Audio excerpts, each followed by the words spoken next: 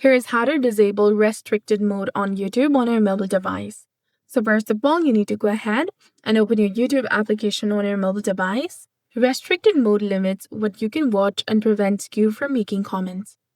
I'll show you how to disable it so that you can use YouTube normally. First of all, you need to go ahead and tap on the profile picture in the bottom right corner of your screen.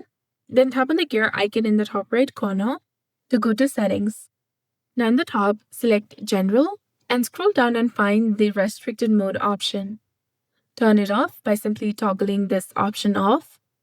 And now you can return to YouTube, and restarting the app will ensure that it's fully refreshed. So that's it for this video. I hope you found this helpful. If you did, please like, share, and subscribe. Thanks for watching. We'll see you again in the next one.